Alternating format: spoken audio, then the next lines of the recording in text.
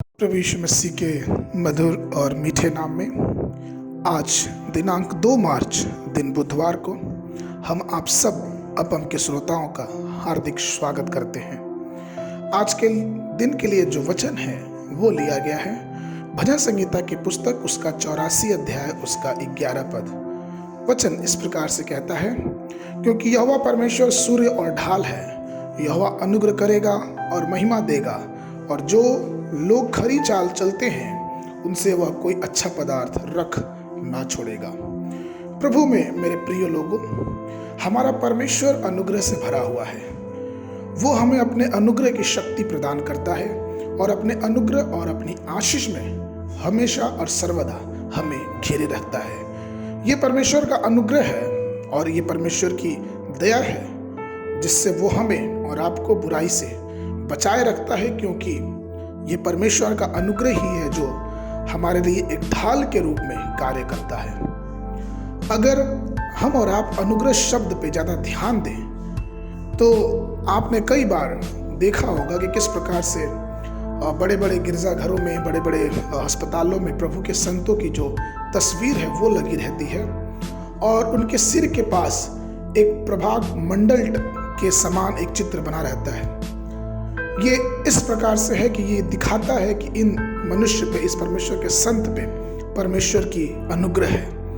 और हकीकत ये है कि जितना करीब हम परमेश्वर करीब जाते हैं उतना ही ज्यादा परमेश्वर की अनुग्रह, परमेश्वर की कृपा हमारे जीवनों में संरक्षित होती जाती है। जब हम परमेश्वर के वचन को पढ़ते हैं, जब उस पर ध्यान करते हैं, तो हम परमेश्वर के अनुग्रह को और भी अपने करीब और उसके परोपकारों को, उसकी उदारता को अपने जीवन में जगह देते हैं। हम कई बार अपनी बुद्धि और चतुराई से परमेश्वर के अनुग्रह को प्राप्त करना चाहते हैं, लेकिन हमें और आपको ये जानना चाहिए कि परमेश्वर का अनुग्रह एक उपहार के रूप में पवित्र आत्मा के द्वारा हमें और आपको मिलता है। और ये इसलिए मिलता है क्योंकि प्रभु यीशु मसीह ने कलवरी पे अपने प्रेम को हमारे और आपके लिए प्रदर्शित किया है।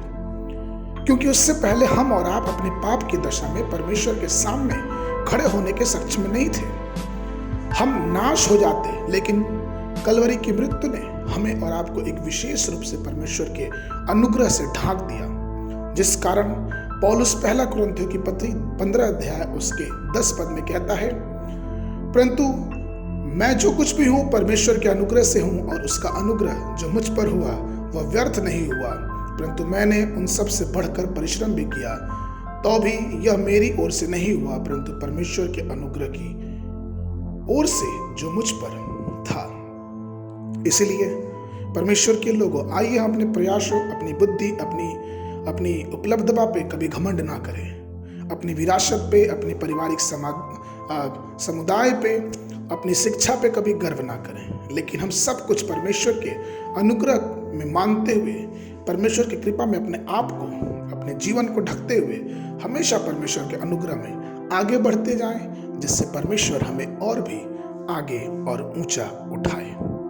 आज के मनन के लिए जो पद है वो लिया गया है भजन संहिता की पुस्तक उसका 116 अध्याय 12 और 13 पद। यहोवा ने मेरे जितने उपकार किए उनका बदला मैं उसको क्या दूं, मैं उद्धार का कटोरा उठाकर यहोवा से प्रार्थना करूंगा।